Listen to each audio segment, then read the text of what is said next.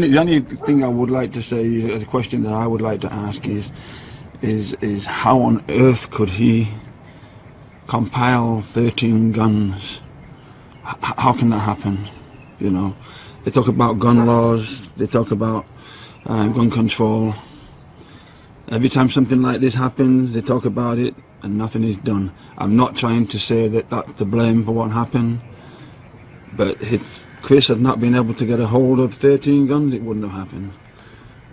Yeah, and if your son wasn't a deranged, out-of-his-mind murderer who killed Christians on purpose, it wouldn't have happened either. Joining us now on the Malzberg panel, David Goodfriend, Democratic strategist, former Deputy Staff Secretary to President Clinton, and Jack Burkman, radio host of Behind the Curtain with Jack Burkman. Okay, gentlemen, let me start with you, Jack. You know, this interview that the father of the gunman did on CNN, he wouldn't weigh in on anything. Oh, the police are investigating it. Oh, I don't want to let the police or wait for the police. But he had it ready for guns. Oh, if only he couldn't get his hands on those guns, those evil guns. That's what did it to my nice little boy.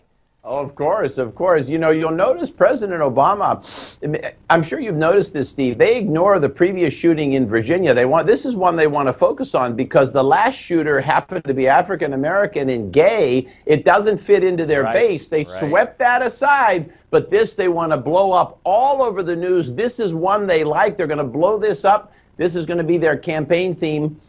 They're rallying the base. Absolutely. And David, you know, shame on President Obama, shame on Hillary Clinton, who spoke about guns today, for not one of them coming out as they would had it been a man saying, hey, are you a Muslim? Boom, in the head. But it was just Christians. And Christians don't count. Shoot them, kill them. There's no problem here. Nothing for Obama to talk about. Nothing for Hillary to talk about, right? And Malzberg, shame on you for picking on the father of a deceased guy. So shame on everybody, right? The laws about in this country Hillary are stupid. And Obama ignoring the Christian aspect of it. Stupid. Is it too complicated? The gun laws in this country are stupid. The gun lobby is stupid. The gun lobby has blood on its hands. You can pick on politicians all you want, but go to any other industrialized country in the world. You could go there, David. Like I love it here. Our laws are stupid. David, enough. David, you finished with the talking points? Jack's turn. You know, there's a lot of my wife happens to be Canadian. Canada has more guns than anywhere in the world, and they happen to have no violence. That's something you should think about. You know,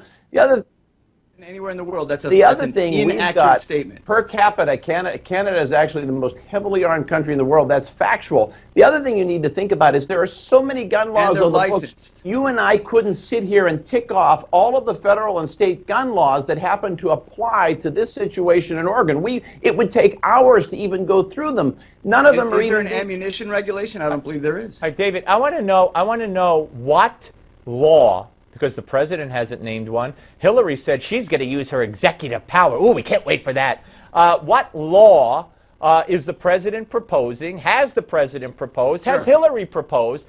That would, wait a minute, that would have stopped any of the quote-unquote mass shootings that they're talking about?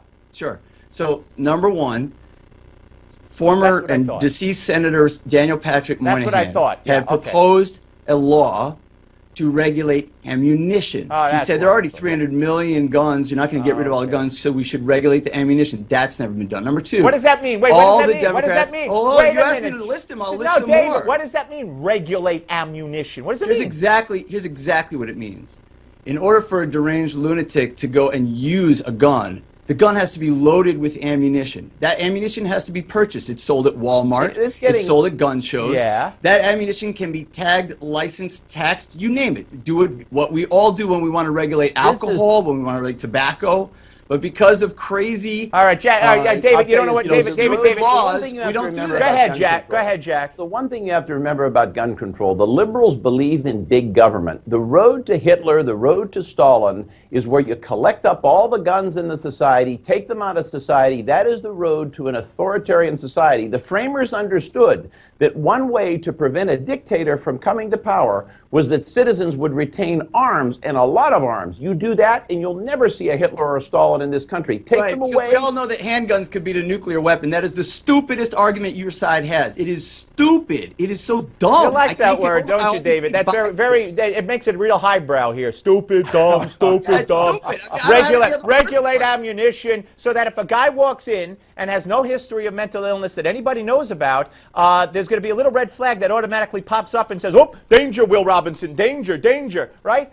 This is ridiculous. Well, let's ask this question. My friend here mentions Canada and wonders. I'm not here for talk about Canada. I live in the United States. I don't care about Canada. I understand. I don't care about Canada. Let me ask you a question, David. Australia, I got the question. David, I got the question. They don't have. All right, David, calm down. David, nobody cares. David, if the shooter went into a synagogue or somewhere and targeted only Jews, a shopping mall, would you want Obama to say something? I think he said it pretty clearly that our gun laws are stupid. Yeah, I got you. Well, that's pretty pathetic. If I assume you're Jewish, then you ought to be ashamed of yourself. And as a Jew, you should be ashamed for what Obama has not said about Christians. That's to the point. We're coming back.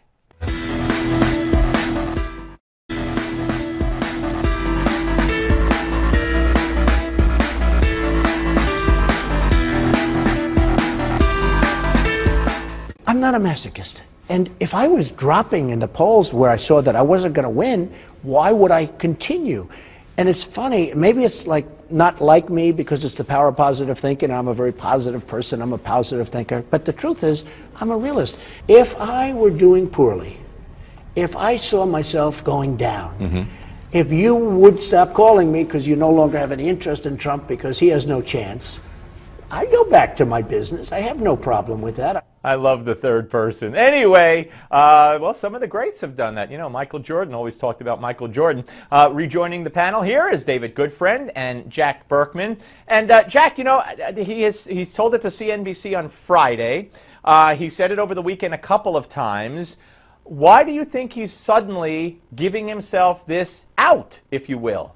Oh, I think Trump just tells the truth. I'm getting real close to an endorsement of the Donald. I am really warming up to this guy. You know, I think Trump is the only guy. He's the only Republican in the field, Steve, that can win the general. You know, he brings back Michigan into play. He brings New Hampshire into play. He brings Pennsylvania into play. Trump is our only path to 270. I hate to say this, but I'm a realist. I tell the truth. It's crushing for me to say this. With any other Republican, we're going to have Queen Hillary. No, and you know what, David, I agree with Jack because I don't see anybody beating him really anymore. There's no way Bush is going to do it. And of the other candidates, I don't, you know, maybe Carson, I don't know, because he's right up there with them. But let me ask you, why do you think he is now talking about if I drop in the polls, I'll drop out? Why would he say that, David?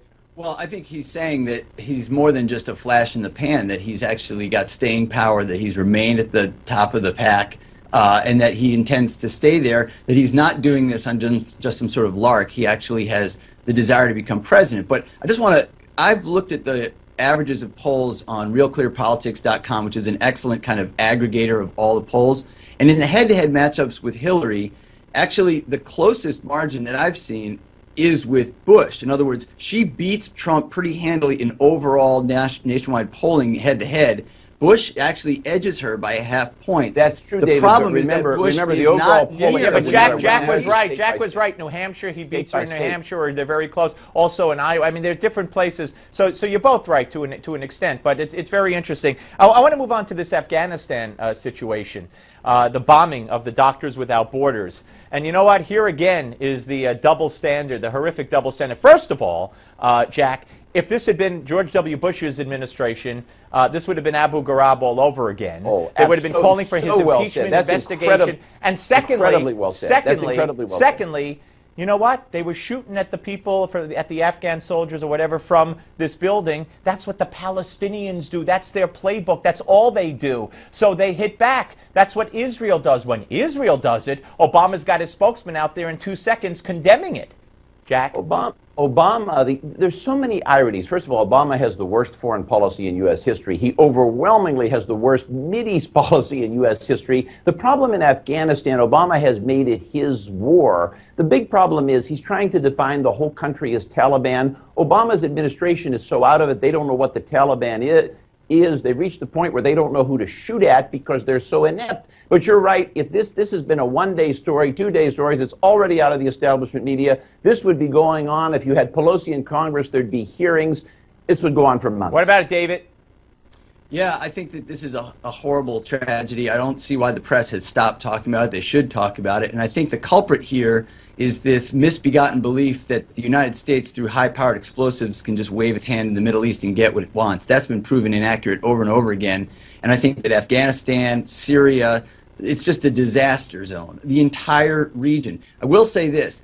I think that any president coming in behind President Obama now and dealing with the Middle East is going to have the deck stacked against him. It's going to be hard for any president, don't you agree, David? Republican Don't you or agree Democrat, right here and now? You're a realistic guy. You're a very bright guy. Jack, go ahead, quickly, Jack. Don't you agree that Obama's Mideast policy is a disaster? All right, David, answer, David. We got to go. Go ahead. I've seen better. I love it. And we can all agree on that. All right. Thank you very much, Jack and David. Appreciate it. Up next, folks, Major General Paul E. Vallely going to talk about Syria. But first, remember to tune in tomorrow night at 7 p.m. Eastern, right here. We're having a sit-down interview with Dr. Ben Carson. He'll be joining us to discuss his candidacy, the GOP race, Hillary Clinton, Donald Trump, and his brand new book, A More Perfect Union. And that's 7 and 10 p.m. Eastern Time, only on the Steve Malzberg Show and only on Newsmax television. Now, with that in mind, I like the segue here, and the fact that Dr. Ben Carson and Donald Trump are really neck and neck in the polls, and we have talked about that at length, and depending on which poll you see, but really they are neck and neck, and certainly 1 and 2 in the polls. We want to know, who is your 2016 GOP candidate? Well, all you got to do is go to newsmaxpolls.com and vote now.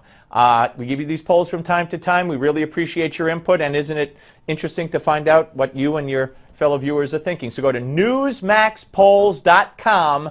Do it now, because we want to hear what you have to say. We're coming back.